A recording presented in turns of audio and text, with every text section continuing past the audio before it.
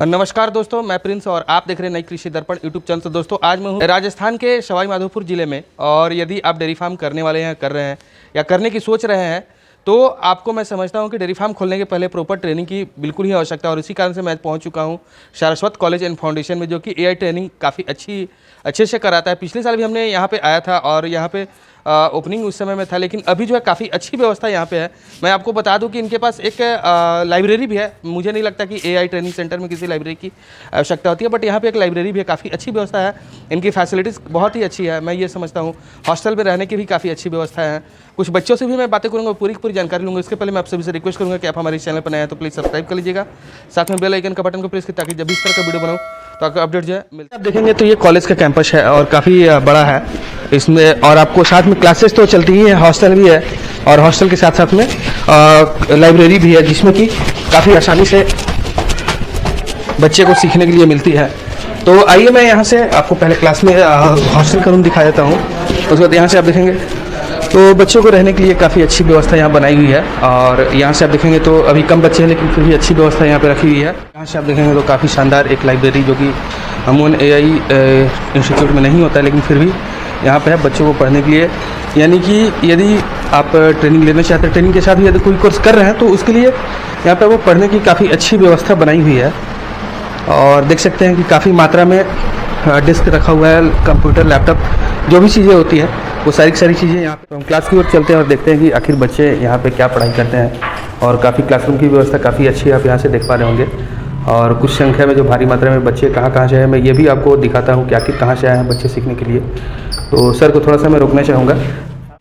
आप कहाँ से आए हैं सर? महाराष्ट्र से। महाराष्ट्र से। क्या नाम हुआ? सूरज गोपनी। अच्छा, तो आप जो मैं आपसे कुछ पूछूंगा तो आप बता सकते हैं? हाँ। आखिर आपने क्या सीखा, कितने दिन सीख रहे हैं अभी? 20 दिन हो गए। 20 दिन हो गए।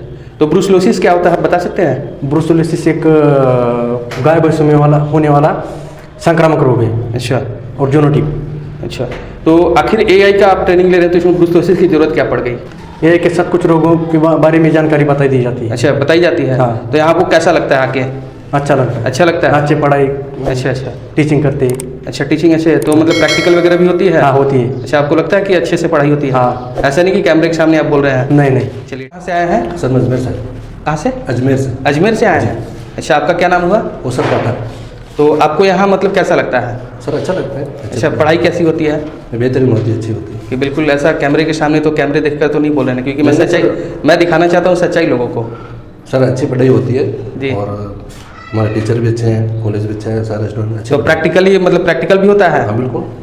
कितने दिन होता है प्रैक्टिकल? सर 15-20 दिन महीने का प्रैक्टिकल है। अच्छा, महीने का 15-20 दिन प्रैक्टिकल होता है। और थ्योरी में कितनी किताबें हैं? 4 किताबें हैं। तो उसमें क्या क्या आपको पढ़ाया जाता है? AI। अच्छा। पैरामेडिक। अच्छा। और मेडिसिन। अच्छा। Breeding nutrition. ब्रीडिंग और न्यूट्रिशन की भी पढ़ाई होती है। जी। तो ये पूरे के पूरे कितने दिन में आप कंप्लीट कर लेते हैं? सर 3 महीने। भरतपुर से। क्या नाम है सर? चंद्र प्रकाश। हाँ, चंद्र प्रकाश सर। चंद्र प्रकाश। तो आप किस चीज़ के बारे में आपको अच्छी पकड़ है, आप उसी के बारे में हमें थोड़ा बताएंगे।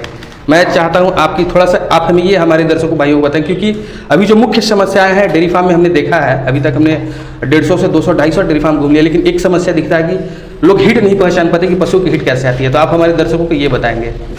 पशु के जैसे कि बेजाइना से पारदर्शी डिस्चार्ज निकलता डालती रहती है। अच्छा। पशु बेचैन सा रहता है। पशु मूत्र त्याग करती रहती है। अच्छा। एक पशु से दूसरे पशु पर बाउंड करती है, करवाती रहती है, बोलती रहती है। यही हिट के लक्षण होते हैं। अच्छा, तो ये कितने दिनों पर जनरली आता है? मतलब जैसे बच्चा देने के कितने दिनों के बाद आता है? बच्चा देने के करीबन 3 महीने बाद। 3 महीने के बाद। तो क्या 3 महीने के बाद हम दे सकते हैं सीमन, दे सकते हैं उसको? बिल्कुल दे सकते हैं। अच्छा, जैसे हिट में आएगी तो सीमन डाल सकते हैं। तो सीमन रिपीट भी करना पड़ता है क्या, ऐसा कुछ? नहीं, ऐसे किस नहीं करना पड़ता है। जैसे आपने सीमन डाल दिया, उसके बाद में 21 दिन तक तो उसका दोबारा रिपीट नहीं होता है। अच्छा। जैसे 21 दिन के बाद में दोबारा रिपीट में हिट में आती है फिर पशु।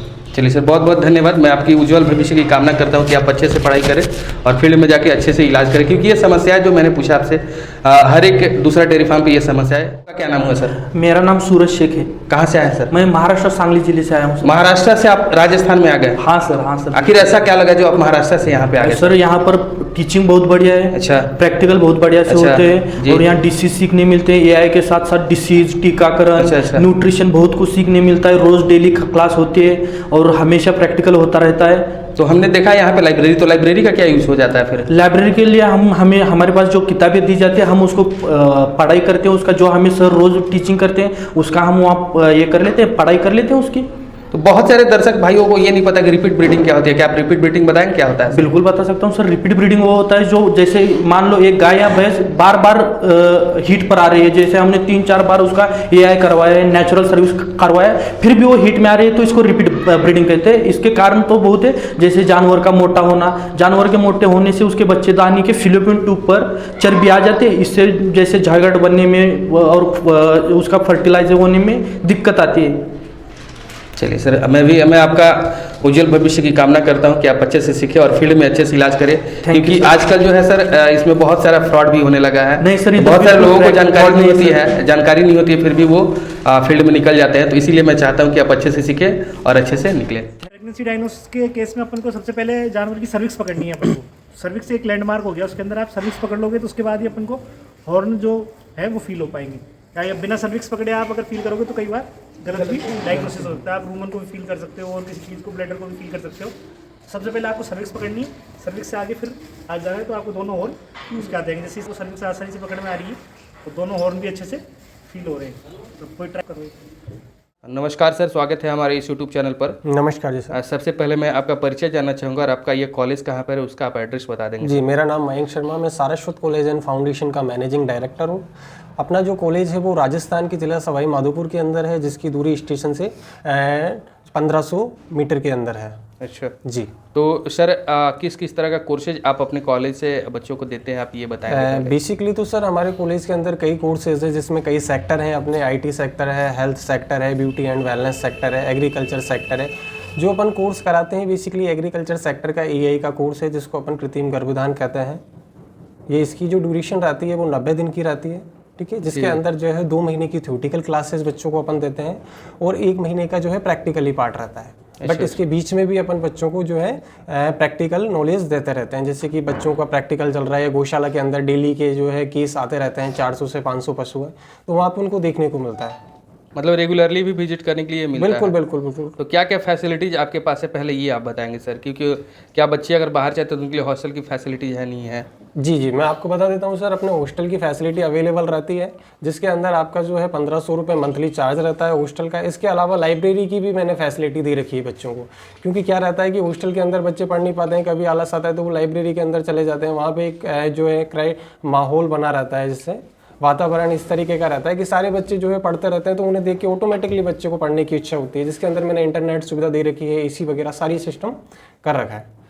अच्छा तो सर आपके जो कोर्सेज है उसका मतलब क्या क्वालिफिकेशन, क्या मिनिमम क्वालिफिकेशन होनी चाहिए? जी, मैं आपको बता देता हूँ, अपना जो कोर्स है, जो एआई का कोर्स है, उसकी जो है क्वालिफिकेशन पैक रहता है आपके लिए 10th पास आउट अगर स्टूडेंट है तो वो कोर्स के लिए अप्लाई कर सकता है। अच्छा, तो अप्लाई करने का प्रोसेस क्या है सर? अप्लाई के लिए या तो स्टूडेंट यहाँ पे आके विजिट कर सकता है, अगर पॉसिबल नहीं हो पाता है किसी कारणवश स्टूडेंट का, तो इसके लिए वो डायरेक्टली हमें व्हाट्सअप कर सकता है, व्हाट्सअप पे अपने डॉक्यूमेंट्स भेज सकता है। उसके अलावा जो एडमिशन की फ़ीस रहती है 10,000 रुपये, उसको जमा करानी रहती है, और उससे जो स्लिप रहती है कॉलेज की, जो उसने फ़ीस जमा कराई है, वो स्लिप उसको व्हाट्सअप भेज दी जाती है, और वो जब आता है जब उसको डायरेक्टली स्लिप दे दी जाती है। तो टोटल फ़ी कितनी है सर? टोटल फीस 30,000 रुपये है। 30,000 रुपये 3 महीने के लिए? जी। और हॉस्टल के क्या चार्जेज है सर? हॉस्टल का 1500 रुपये मंथली। 1500 रुपये मंथली है जी, और रहने का 1500 है, बाकी खाने का जो है 60 रुपये वन टाइम का है, 120 रुपये डेली चार्ज है। अच्छा जी। तो ये जो 30,000 सर आपने बताया, अगर कोई सक्षम नहीं है एक बार में देने में, तो क्या उसके लिए ईएमआई के लिए भी उपलब्ध है क्या? बिल्कुल बिल्कुल सर, ईएमआई पे अपन जो है एडमिशन लेते हैं, जिसमें ये रहता है बच्चे जो इंस्टॉलमेंट में फ़ीस जमा करा सकता है, क्योंकि कई बार ऐसा रहता है जो बच्चे करते हैं, ऐसे सभी के लिए ऐसा नहीं है कि सभी परिवार से सक्षम है, तो उनके लिए अपन छूट भी दे देते हैं इसमें। अच्छा, छूट भी दे देते जी हैं? जी जी। सर कोर्स का मतलब उद्देश्य क्या है आपका, जो आप इतने अच्छे कोर्स करा रहे हैं, इसका उद्देश्य क्या है सर? बिल्कुल बिल्कुल सर, मैं आपको बताता हूँ। मेरा उद्देश्य है कि जो बच्चे हैं यहाँ पे, जो ग्रामीण एरिया में जो बच्चे रह रहे हैं, उनके पास कोई रोज़गार नहीं है, उनको रोज़गार देना, ना कि मेरा उद्देश्य है बच्चों से पैसा कमाना, क्योंकि पैसा तो हर कोई कमाता है, बट मेरे यहाँ से जो बच्चे निकलते हैं उनका फीडबैक ऐसा रहता है कि वो हमेशा याद रखते हैं। क्यों? क्योंकि उनको पूरी नॉलेज दी जाती है और वो अच्छे से उनको सिखाया जाता है। तो सबसे मुख्य चीज़ सर, एक चीज़ और जानना चाहेंगे, जो सर्टिफिकेट आप देते हैं जी, उसकी वैलिडिटी मतलब कहाँ तक होती है और क्या कितने दिनों तक होती है, ये आप बताएंगे? मैं आपको बता देता हूँ। अपना जो सर्टिफिकेट आता है वो NHDC से आता है, नेशनल स्किल डेवलपमेंट कॉरपोरेशन कहता है। जो आपका सभी राज्यों के अंदर वैलिड रहता है। ठीक है, इसके अलावा वो आपका सर्टिफिकेट इंटरनेशनल भी वैलिड है।